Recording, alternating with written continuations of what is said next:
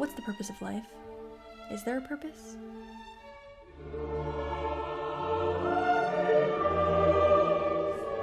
The universe seems so random. How can humans have purpose? We're not the center of the universe. We're likely not even the only beings in the universe. We are just living on a moist speck of dust, moving around a medium-sized star in one part of one galaxy, floating around the vastness of space. We're basically the Who's that Horton hears, and Horton hears a Who. That's us, we're the Who's.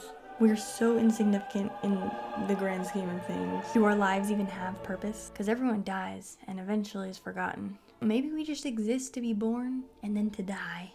Who knows?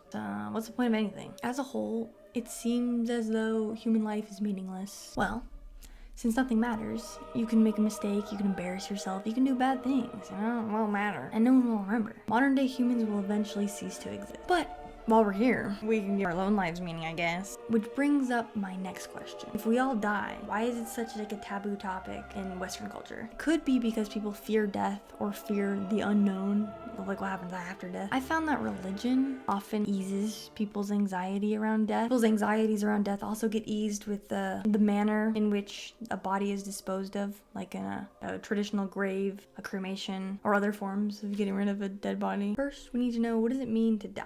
Science says it's when like your heart stops or your brain stops or just when the body stops functioning just in general. According to many religions, death isn't the end. It's like the start of another journey, you know, like either to a new life or to like heaven or something, or to like another form of afterlife. There are different types of death too.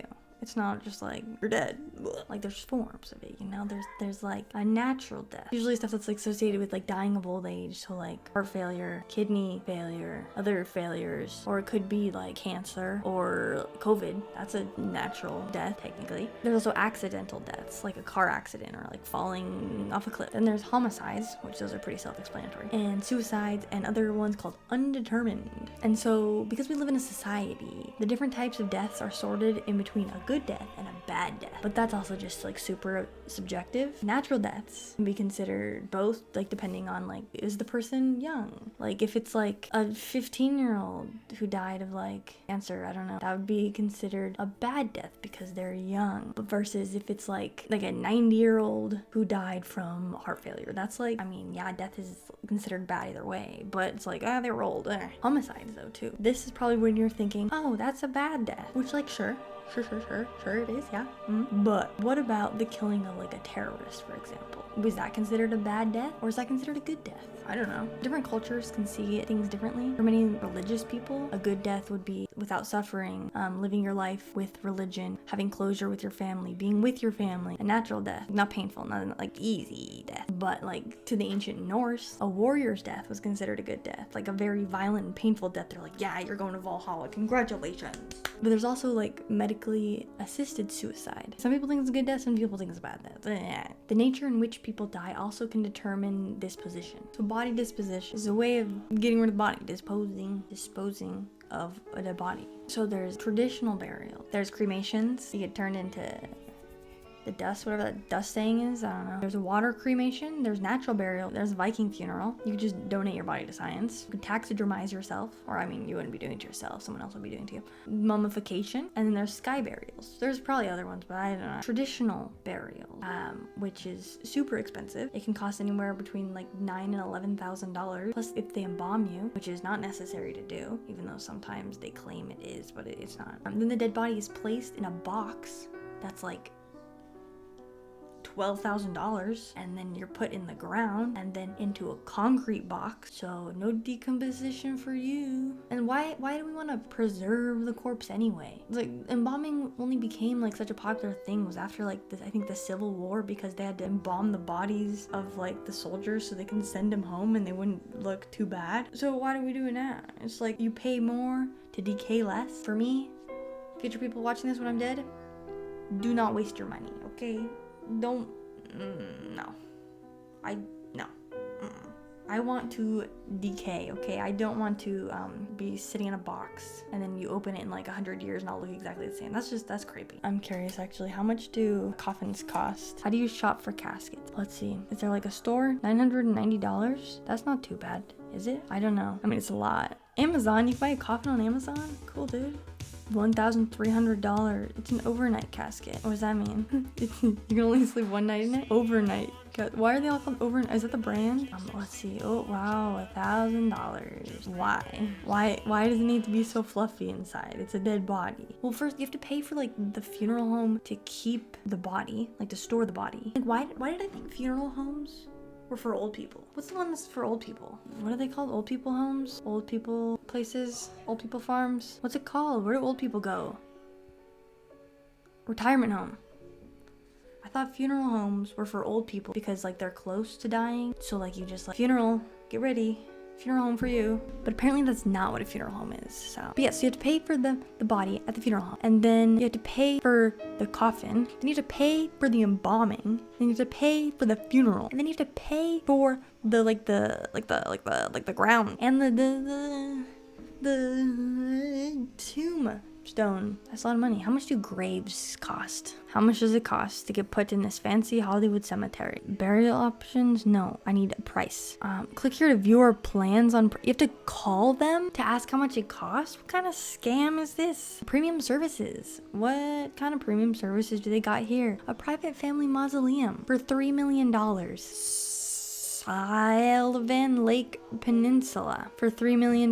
Bronze statue for $75,000. Private family estate is $44,000. A room in the mausoleum is $226,000. A sky terrace is $1 million. Gosh, dude. What is a full cemetery closure funeral is $15,000? What is an average funeral? California, $7,000. Okay, that's a lot less than that, but that's still way too much. What's the cheapest funeral you can have? Well, in BitLife, it's free to donate your body to science. So that's usually usually my go-to. So you pay a bunch of money to have this big old traditional funeral. You pay a bunch of money to get buried in this little spot on the ground. And then, then your family does stuff afterwards and like grieve and bereave and breathe. Cremations are also really bad for the environment. They're also expensive, just not as expensive as traditional burials. And then your body's just like burned. An alternative to cremation is water cremations or alkaline hydrosis, which is way better for the environment. It's not legal everywhere though. The way that you're cremated in the water, so you're put in a 95% water, 5% potassium hydroxide solution, is that the water is heated to 365 degrees Fahrenheit, and then you turn into a slushy, and then all that's left is your bones. And it's a lot better for the environment because all that water can just be flushed down into the sewage and it's perfectly safe. The only thing is people don't really like the idea of water cremations because they don't think it's respectful for, grandma to be turned into like a hot soup and then flushed. But it's the same thing as regular cremations, except you're not on fire, you're a slushy. I mean, what would you prefer? Do you want to be on fire or am I a slushy? Are water cremations legal in California? They just got legalized last year. Wow, that's pretty cool. Then there's natural burial, which are like, they sound the nicest to me. You just take the dead body, dig a hole, throw it in there, decomposes like normal. I mean, you can't just like bury a dead body, obviously. Yeah, there's like natural graveyards. It's great for the soil. It's good for the environment. There's also Viking funerals. I don't think those are legal though. Although having a Hollywood style Viking, blah blah blah blah blah, it's illegal. I mean, that makes sense though. You set a body on fire, that body is not gonna cook. There's gonna be little pieces of body all over this lake. The next like dad that's gonna be there is taking like his little kid fishing. There's gonna be a foot on the shore of the lake and they'll be like, oh, someone just had a Viking funeral, and then like, what do you do with that foot? Makes sense. Okay, I get it. And then there's taxidermy. You can be taxidermized. Is that legal though? You might like the idea of having an engraced mind, but not only is taxidermy for humans illegal, oh, it is illegal. Sorry, you can't get taxidermized. There's also mummification, like the Egyptians. Is that legal? Mummifications, the current cost for mummifications are $67,000. Why? So does that mean it is legal? Can you be mummified in 2020? You can be mummified. There you go. And then there's sky burials, which is when you're eaten by vultures or dogs. It's actually like a traditional Zoroastrianism. But yeah, so they put your body in a high place so that vultures or dogs can get it and can find it. The feet and your hair will be tied down. Well, that way the animals don't take the bones to like water sources and pollute the water. Then all the bones are pushed into like a pit, and I think they're like bleached or something like that. Because it's all about purity. Yeah, you can get sky burialed maybe. Let's see, is it legal? It's not legal. Sorry, you can't have a sky burial. So people fear death, right? It's like the unknown or just dying in general. People are afraid of, I don't know. But oftentimes like religion like eases those anxieties. Like the idea of the afterlife, like in Christianity or other ones, there's like a heaven. So you do stuff in life so you can get the heaven afterwards. Or in like Hinduism, there's karma. Karma has something to do with reincarnation. And like the people do stuff like Dia de los Muertos, like remembering the dead and honoring the dead. So that way, in a way, they're kind of like you're immortalizing your ancestors because you won't forget them. You put their picture up, give them food, like all that stuff. With like Christianity, for example, my thinking is, does the intent matter behind your actions? Like, are you doing good things just to be like a good person? Or are you only doing good things because there's a reward of like heaven after you die? So like, does the intent matter? I think this came up in The Good Place too. Just thinking. Okay, but there's also like the idea of like YOLO, which like was a super like 2010. It's like, oh, well, I mean, you only have one life. You might as well be crazy. Go crazy. You go spend all that money in that casino. You go drink all that alcohol or something. I don't know. Or there's the YOLO like, oh, you only have one life, so you better live it